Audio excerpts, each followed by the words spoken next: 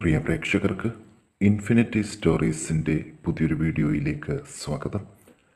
September 12 അർദ്ധരാത്രിയോടുകൂടി ജീവിതത്തിൽ പുതിയൊരു മാറ്റങ്ങൾക്ക് തുടക്കം കുറിക്കുകയും സാമ്പത്തികമായിട്ട് ഉന്നതി കൈവരിക്കാൻ സാധിക്കുകയും ചെയ്യുന്ന കുറച്ച് നക്ഷത്ര ജാതകരെക്കുറിച്ച് ഇന്നത്തെ വീഡിയോയിലൂടെ ഒന്ന് പങ്കുവെക്കാം.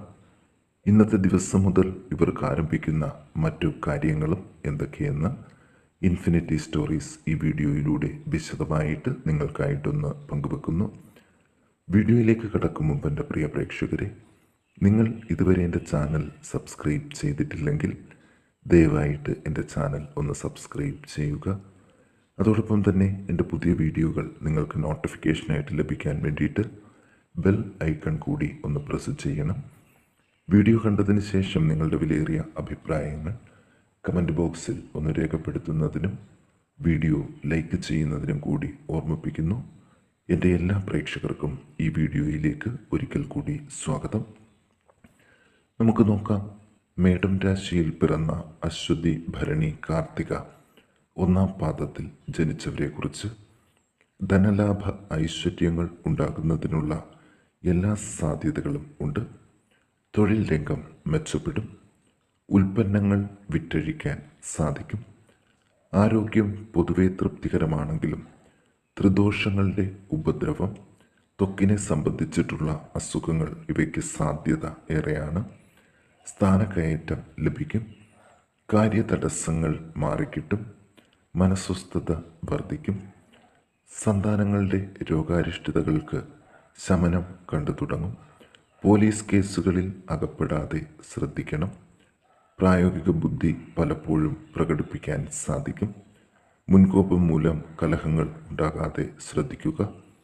പുതിയ ഗൃഹനിർമ്മാണത്തിനുള്ള അവസരം കൂടിയാണ്.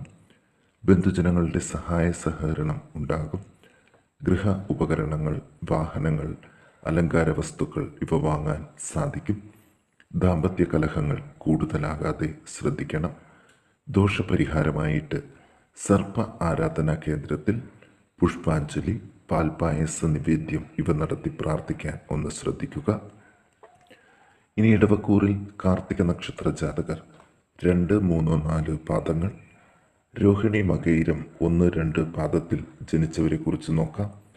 ഗവൺമെൻറ്റിൽ നിന്നുള്ള ആനുകൂല്യങ്ങൾ ലഭിക്കും. വിദ്യാഭ്യാസത്തിലുള്ള തടസ്സങ്ങൾ മാറിക്കിട്ടും. മറ്റുള്ളവരുടെ ചതിയിലും വഞ്ചനയിലും പെടാതെ സൂക്ഷിക്കണം. ധനാഗമങ്ങൾ ഉണ്ടാകും. നേത്രരോഗം, ഉദരബന്ധിയായ അസുഖങ്ങൾ ഇവ ശ്രദ്ധിക്കണം.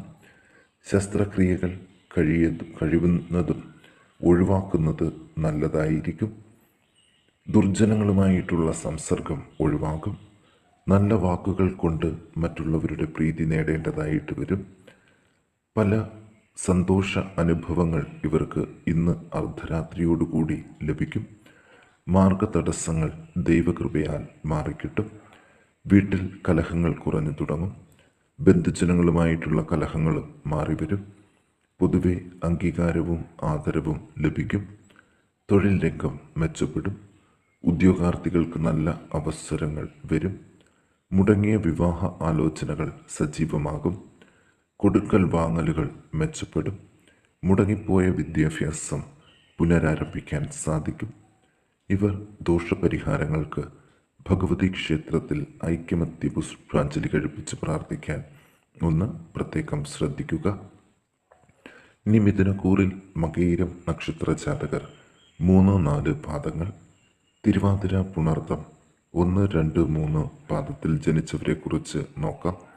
ജീവിതത്തിൽ ഒരു ലക്ഷ്യബോധവും ഇല്ലാതിരുന്ന വ്യക്തികൾക്ക് ഇന്ന് അർദ്ധരാത്രിയോടുകൂടി ഒരു മാറ്റം കണ്ടു തുടങ്ങുകയും പുതിയൊരു തൊഴിലിൽ പ്രവേശിക്കാൻ അവസരം ലഭിക്കുകയും ചെയ്യും.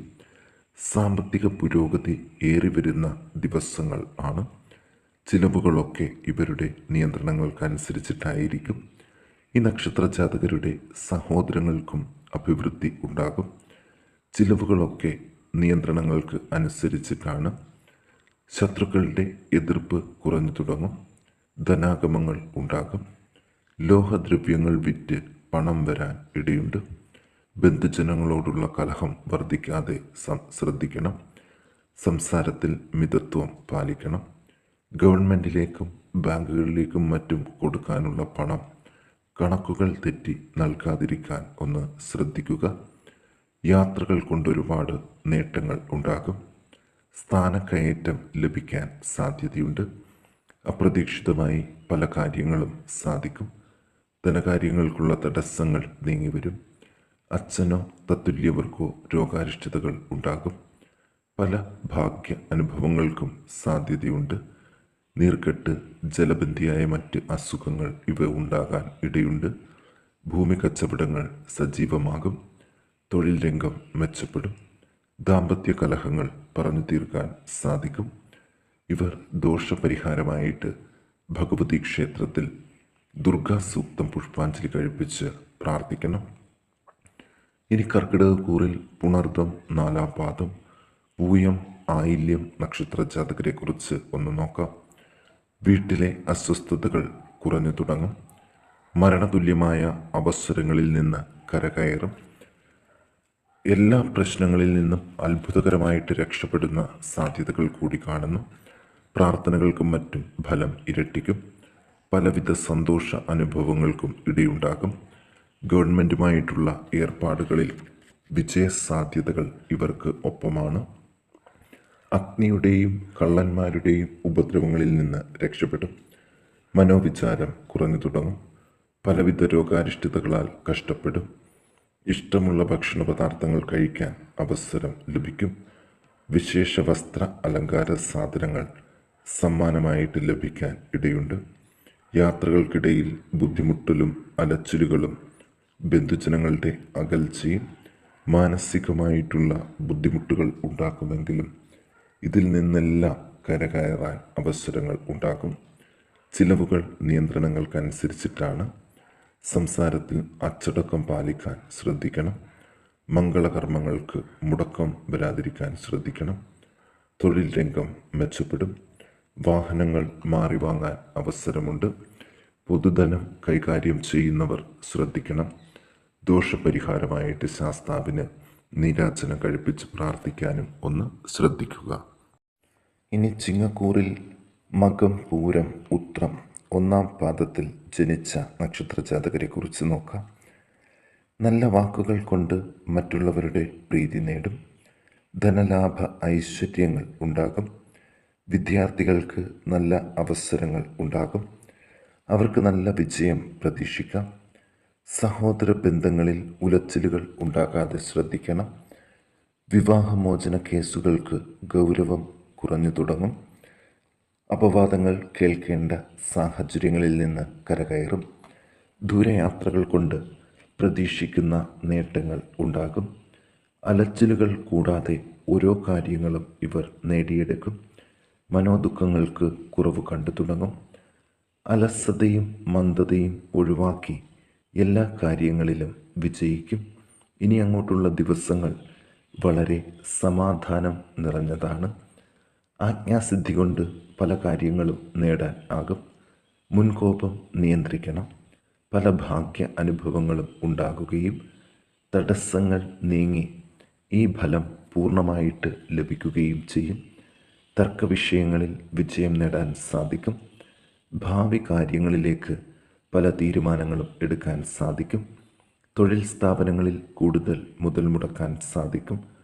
മൂത്രാശയബന്ധിയായും ഗർഭാശയബന്ധിയായിട്ടും ഉള്ള അസുഖങ്ങൾ കുറഞ്ഞു തുടങ്ങും. കരാർ ജോലിക്കാർക്ക് നല്ല അവസരങ്ങൾ വരും.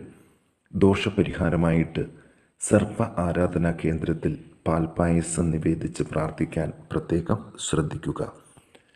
ഇനി കന്നിക്കൂറിൽ ഉത്രം 2, 3, 4 പാദങ്ങൾ, അത്തം, ചിത്തിര 1, 2 പാദത്തിൽ ജനിച്ചവരെ കുറിച്ച് നോക്കാം. ധനനേട്ടങ്ങൾ ധാരാളമായിട്ടുണ്ടാകും. കാര്യതടസ്സങ്ങൾ ഉണ്ടാകുമെങ്കിലും അപ്രതീക്ഷിതമായ ചില കാര്യസാധ്യങ്ങളും ഉണ്ടാകും. തൃപ്തികരമായ ഭക്ഷണ സാധനങ്ങൾ ലഭിക്കും. ബന്ധുജനങ്ങളുടെ സഹായം ലഭിക്കും. സുഗന്ധദ്രവ്യങ്ങൾ കിട്ടാൻ ഇടയുണ്ട്. കഠിനമായ ദുഃഖ അനുഭവങ്ങളിൽ നിന്ന് കരകയറും. ലക്ഷ്യബോധം ഇല്ലാതെ വളരെ ദൂരം സഞ്ചരിക്കേണ്ട സാഹചര്യങ്ങളെ അതിജീവിക്കും. ബന്ധനാവസ്ഥയിൽ നിന്ന് മോചനം പ്രതീക്ഷിക്കാം. മനസ്സിലെ ഭീതി വിട്ടൊഴിയും. ദാമ്പത്യ സൗഖ്യം കൂടുതലായിട്ട് ലഭിക്കും. കോടതി കേസുകളിൽ വിജയസാധ്യതകൾ ഇവർക്കൊപ്പമാണ്. ദോഷപരിഹാരമായിട്ട് വിഷ്ണു ക്ഷേത്രത്തിൽ പുരുഷ സൂക്തം പുഷ്പാഞ്ജലി കഴിപ്പിച്ച് പ്രാർത്ഥിക്കാൻ ഒന്ന് ശ്രദ്ധിക്കുക.